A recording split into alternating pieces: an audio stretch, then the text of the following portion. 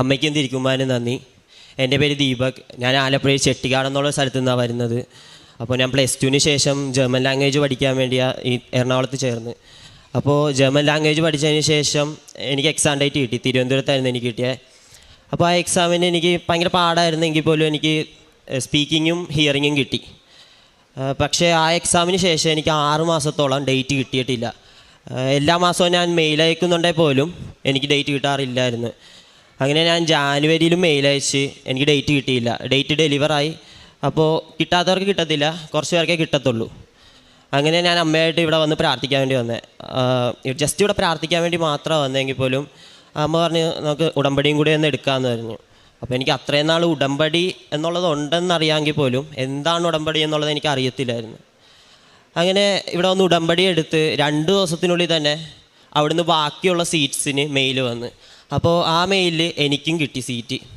പക്ഷേ അത് ഭയങ്കര ലേറ്റ് ആയതുകൊണ്ട് തന്നെ എനിക്ക് ജസ്റ്റ് 10 ദിവസമുള്ളായിരുന്നു എക്സാമിന് വേണ്ടി. അപ്പോൾ വളരെ കുറച്ച് സമയമുള്ളൂ പഠിക്കാൻ. ഈ സമയത്ത് തന്നെ ഞാൻ ലൈസൻസിന് പോകുന്നുണ്ടായിരുന്നു. ഡ്രൈവിംഗ് ലൈസൻസ് പഠിക്കാൻ പോകുന്നതുകൊണ്ട് തന്നെ സമയം ശരിക്കും കുറവായിരുന്നു. അപ്പോൾ ഇത് ഫുൾ എങ്ങനെ പഠിച്ചു തീർക്കുമോ എന്നുള്ളത് എനിക്കറിയത്തില്ല. എനിക്ക് റീഡിങ്ങും ഉണ്ട്, അതേപോലെ തന്നെ റൈറ്റിങ്ങും എക്സാം എഴുതാൻ വേണ്ടിയുണ്ട്. അപ്പോൾ ഞാൻ ഡെയിലി തിരിയൊക്കെ കത്തിച്ച് പ്രാർത്ഥിക്കുമായിരുന്നു, രാവിലെയും രാത്രിയും പ്രാർത്ഥിക്കുമായിരുന്നു. അപ്പോൾ ഞാൻ എപ്പോഴും പറയും, അമ്മേ എനിക്ക് ഈ എക്സാമെങ്കിലും കിട്ടണേ, കാരണം ഇത്രയും നാൾ എനിക്ക് എക്സാം ഡേറ്റ് കിട്ടിയില്ല, ഇപ്പോഴാണ് എക്സാം ഡേറ്റ് കിട്ടിയത്. അപ്പോൾ ഈ ഒരു എക്സാമിൽ എനിക്ക് കിട്ടണേ എന്ന് ഞാൻ പ്രാർത്ഥിച്ചിരുന്നു. അങ്ങനെ എക്സാമിന് വേണ്ടി ചെന്ന് ആ സമയത്ത് എൻ്റെ അടുക്കെ കാശ് രൂപം ഉണ്ടായിരുന്നു. രാവിലെ തൈലമൊക്കെ തൊട്ടിട്ടൊക്കെ ഞാൻ പോയത്. അപ്പോൾ എക്സാം പേപ്പർ കിട്ടി. എക്സാം പേപ്പർ ഭയങ്കര ഹാർഡായിരുന്നു. എനിക്ക് ഉറപ്പില്ലായിരുന്നു അത് കിട്ടുമെന്ന്. എനിക്കിപ്പോഴും അറിയത്തില്ല അതെന്ത് അത്ഭുതമായിരുന്നു എന്നുള്ളത്. അതിൽ റീഡിങ് എക്സാമിനൊക്കെ വന്നപ്പോൾ ഞാൻ വായിക്കുന്നു, എനിക്ക് പെട്ടെന്ന് ആൻസർ കാണുന്നുണ്ട്. എനിക്ക് തോന്നി അത് വെച്ച് എഴുതി എന്നുള്ളത് പറയാൻ പറ്റത്തുള്ളൂ. കാരണം വായിക്കുന്നു, അവിടെ കാണുന്നു, എഴുതുന്നു. ഇപ്പോഴും അതിനെത്ര നന്ദി പറഞ്ഞാൽ തീരുമെന്ന് എനിക്കറിയത്തില്ല. അങ്ങനെ എക്സാം കഴിഞ്ഞു.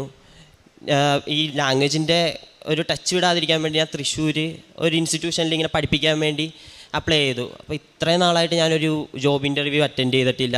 അതെങ്ങനെയാണെന്നറിയത്തില്ല, ഒരു ഐഡിയയും ഇല്ല. ആ സമയവും ഞാൻ ഈ ഒരു കാശ് രൂപ എൻ്റെ പോക്കറ്റിലുണ്ടായിരുന്നു. ഞാനവിടെ പോയി ജസ്റ്റ് ഇൻ്റർവ്യൂ അറ്റൻഡ് ചെയ്ത് ആ ഇൻ്റർവ്യൂ തന്നെ എനിക്ക് കിട്ടി. ഞാനവിടെ ജോബിന് കയറി. അങ്ങനെ ആ ജോബിന് കയറി 2 ആഴ്ചയ്ക്ക് ശേഷം എനിക്ക് റിസൾട്ട് വരുന്നത്. ആ റിസൾട്ട് വന്ന സമയത്ത് എനിക്ക് 2 പേപ്പറും കിട്ടിയിട്ടുണ്ട്, അതും നല്ല മാർക്കും ഉണ്ടായിരുന്നു. അങ്ങനെ അവിടെ കയറി കഴിഞ്ഞിട്ട് പിന്നെ എനിക്ക് ജർമ്മനി പോകാൻ വേണ്ടിയുള്ള പ്രോസസ്സിങ്ങിന് വേണ്ടി സ്റ്റാർട്ട് ചെയ്ത് എനിക്കൊരു ജർമ്മൻ ഏജൻറ്റായിരുന്നു പ്രോസസ്സ് ചെയ്തത്. അതുകൊണ്ട് എല്ലാ കാര്യവും സ്മൂത്തായിട്ട് തന്നെ നടന്ന്. പിന്നെ ഉള്ള ഒരു കാര്യത്തിൽ എനിക്ക് ലൈക്ക് ബ്രേക്ക് പോലെ വന്നില്ല, എല്ലാം പക്ക ക്ലിയർ ആയിട്ടായിരുന്നു നടന്നുകൊണ്ടിരുന്നത്. ഈ ഒരു കാര്യത്തിന് എനിക്ക് എങ്ങനെ നന്ദി പറയണമെന്ന് അറിയത്തില്ല. ഇത്രയും സമയം വരെ ആ ഒരു ഉടമ്പടി അടിക്കുന്ന ആ പോയിന്റ് മുതൽ ഈ ഒരു പോയിന്റ് വരെ എനിക്ക് ഇതുവരെയായിട്ടൊരു ലൈക്ക് ബ്രേക്ക് എന്നുള്ള രീതി വരുന്നില്ല. എല്ലാം സ്മൂത്താണ്. ഞാൻ ഉദ്ദേശിക്കുന്നത് എന്താണോ അതപ്പം നടന്ന് കിട്ടുന്നുണ്ടായിരുന്നു. പിന്നെ സന്നദ്ധ പ്രവർത്തനമായിട്ട് ഞാൻ ചെയ്തത് എന്താണെന്ന് വെച്ച് കഴിഞ്ഞാൽ, ഇപ്പോൾ ഞാൻ റെയിൽവേ സ്റ്റേഷനിൽ വെച്ച് ഒരാളെ കാണുന്നു, അതോ വഴി വെച്ച് ഒരാളെ കാണുമെങ്കിൽ ഞാൻ അവരെ ഹെൽപ്പ് ചെയ്യും.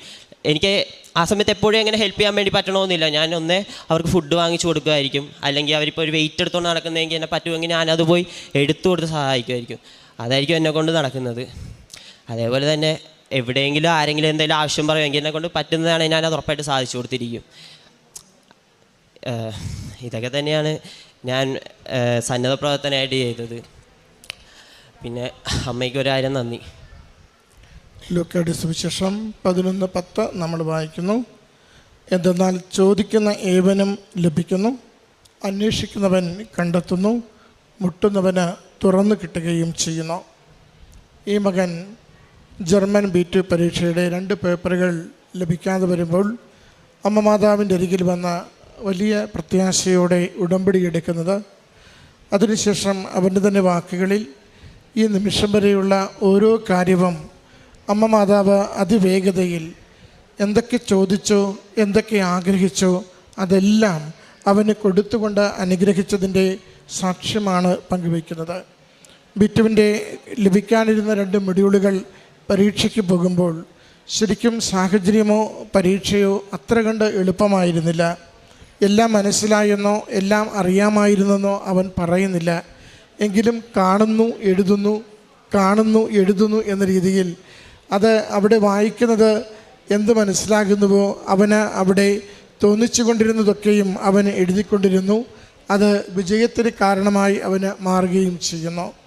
പിന്നീടുള്ള അതിൻ്റെ പ്രോസസ്സും വിദേശത്തേക്ക് പോകുവാനുള്ള വിസ പ്രോസസ്സ്, അതിൻ്റെ മറ്റ് കാര്യങ്ങൾ എല്ലാം ഒരു തടസ്സവുമില്ലാതെ അമ്മ മാതാവ് അവന് സാധിച്ചു കൊടുക്കുന്നു. ഈ മകൻ ഇത് സാക്ഷ്യപ്പെടുത്തുമ്പോൾ നമ്മോട് പങ്കുവയ്ക്കുന്നത്, പരിശുദ്ധമ്മയിൽ നമ്മൾ എപ്പോഴൊക്കെ ശരണപ്പെട്ട് പ്രാർത്ഥിക്കുന്നുവോ, ആഗ്രഹിച്ചുകൊണ്ട് അമ്മ മാതാവിനോട് സംശയമില്ലാതെ ചോദിക്കുന്നുവോ, അതൊക്കെയും തിരുക്കുമാരനോട് പറഞ്ഞ അമ്മ നമുക്കായി നേടിത്തരുന്നു എന്ന വലിയ അനുഭവത്തെയാണ്. പരിശുദ്ധമ്മ ശക്തിയായ മധ്യസ്ഥയാണ്, നിരന്തരം ആശ്രയിക്കാവുന്ന സഹായകയാണ്.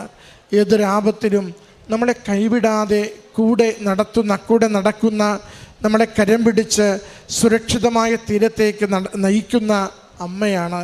അതുകൊണ്ട് ആ അമ്മയുടെ സാന്നിധ്യം അനുഭവിച്ച് ജീവിക്കുമ്പോൾ എല്ലാ ക്ലേശകരമായ കാര്യങ്ങളും നമുക്ക് സുഖകരമായി ലഘുവായി തീരുവാൻ സാധിക്കുമെന്ന് ഈ അമ്മ വഴി ഈ മകന് ലഭിച്ച ഈ നല്ല അനുഗ്രഹങ്ങളെ ഓർത്ത് ദൈവപിതാവിനും തിരുക്കുമാരനും നന്ദി പറയാം. കരഘോഷത്തോടുകൂടി ഈ സാക്ഷ്യം നമുക്ക് സമർപ്പിക്കാം.